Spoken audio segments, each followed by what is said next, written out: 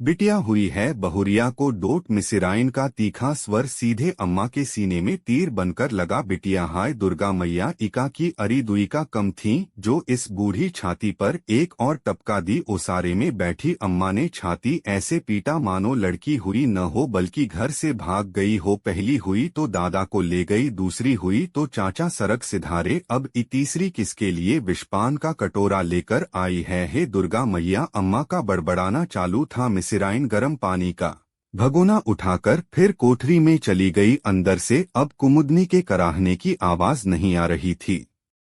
बेचारी बेटी का मुंह देखकर अपने दर्द का इजहार करने का अधिकार भी गवा चुकी थी। अम्मा उसारे से डोलती हुई रसोई के दरवाजे से आ लगी। रिनुसीनू 4 एवं 2.5 वर्ष की कन्याएं बूढ़ी दादी के गले से आ लगी। माँ को भैया हुआ। रिनु ने दादी के झुर्री पड़े गालों को अपने नन्हे नन्हे हाथों से सहलाकर पूछा, हाय री दैया कैसा अगोरी पड़ी है भाई को। अरे तुम सबका भाग्य ऐसा ही होता तो का था, 3 बहनें हो गईं तुम सब सच्ची दादी कहती हुई दोनों नन्ही बालिकाएं हठात अधिकार पूर्वक दादी की गोद में चढ़ गईं तो अम्मा ने उन्हें स्नेह से चिपका लिया। ये मन भी कैसा अजीब है दुर्गा मैया, जब ये सब पैदा होती हैं तो कलेजे पर बच चलती है और जब टूटू रेंगती हैं बोलती हैं तो ऐसा लगे है मानो फूल बरसा रही हो। ओ देवता, दोनों छोरियों को अगल-गल टांगे अम्मा रसोई में आ गई। एक को गाड़ी में, दूसरी को दरी पर बिठाकर 2-4 कटोरी चम्मच उनके सामने रख दिया। गैस जलाकर उस पर कड़ाही चढ़ा दी। हरीरा पकने लगा। जतन से इकट्ठा किए देशी घी का छौंक लगाकर हरीरा पकाने लगी।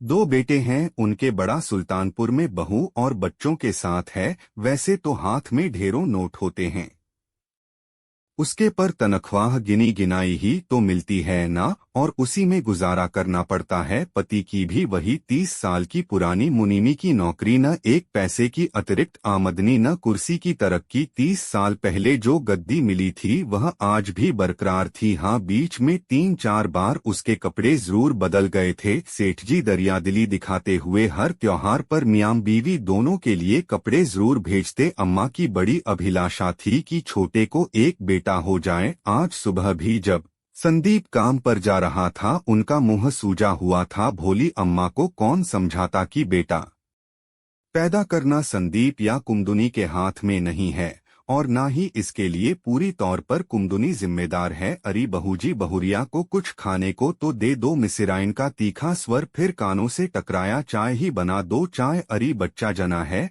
बहू ने ईंट पत्थर नहीं जो चाय दे दूं, अम्मा ने मुंह बनाकर कहा तो मिसिराइन ने घाव पर मरहम लगाना चाहा। सब्र करो बहूजी, अगली बार तुम्हारी दुर्गा मैया जरूर बेटा देगी, धीरज धरो। अरी तू का मुझे धीरज धरा रही है, तेरा कुछ नहीं मारा जाएगा। लड़का न सही लड़की ही सही, पर लेने में कौन सी तू कोताही कर देगी। लो और सुनो। मिसिराइन वहीं आंगन में पसर गई। 9 माह से तो तुम ही बोले जा रही थी, वादा किए थी कि लड़का होएगा तो ये दूंगी वो दूंगी, अब दोष हमें दिए जा रही हो। अरे बिटिया, जनने में न बहू को कम मेहनत करनी पड़े है न हमारी मेहनत कम हुए है। बेटा या बेटी दर्द दोनों में बराबर ही हुए है। बहूजी, अरी मिसिराइन, दर्द तो दोनों का मैंने भी बराबर झेला है, पर इबता पोते की चाह भला किसे ना हुए है। वो तो ठीक है बहूजी, पर तुम्हारे बेटे का बोले हैं कि तुम काहे को जी जला रही हो। ब्याह शादी की चिंता वो करें जो एके माँ बाप हैं। वह दादी हूँ, इनकी 3 बेटियों की जिम्मेदारी हो गई है। अब हम पर एक बात सुन ले, मैं खूब जानूं कि तेरा मतलब क्या है। अरी बहूजी, वह तो मैं अब भी कह रही हूँ, बेटे का दूसरा ब्याह कर दो। लड़की 30 के ऊपर है, रंग दबा जरूर है थोड़ा, पर पहली जच्ची में लड़का ही देगी, यह गारंटी। क्यों, क्या पेट जांच कर आई है उसका? अरी कलमुही, उधर बहू दर्द में पड़ी है और तू उसकी छाती पर सौत लाने की तैयारी करवा रही है। हमारे ही बेटे की दूसरी शादी रचाने आती है। अरे बहू है हमारी, कोई सड़क पर नहीं है। अरे मवेशी के भी बछिया हुए हैं तो लो, पास पड़ोस में लड्डू बांटे हैं, हम का जानवर से भी गए गुजरे हैं, हमसे यह ना होगा। मिसिराइन, ये ले हरीरा बहू को पिला जाकर, मैं दाल चढ़ाती हूँ। बहू ने जल्दी जल्दी, बच्चे जने हैं, उसे कमजोरी आ गई है।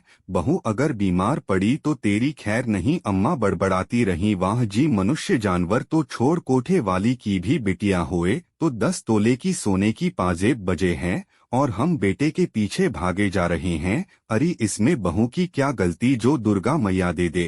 अम्मा का बड़बड़ाना चालू था और उसकी बातें सुन दरवाजे पर खड़े उनके पति विश्वनाथ बाबू बेटे संदीप के कंधे पर हाथ धरे आश्चर्य से खड़े रह गए। सुबह तक तो पत्नी ज्वालामुखी बनी बहू को घूर रही थीं और अब अचानक ये ममता का दरिया कहाँ से फूट पड़ा है। उन्होंने संदीप की पीठ थपथपाई और मुस्कुरा पड़े, वाहरी नारी तेरे मन में क्या है कुदरत भी नहीं जानता।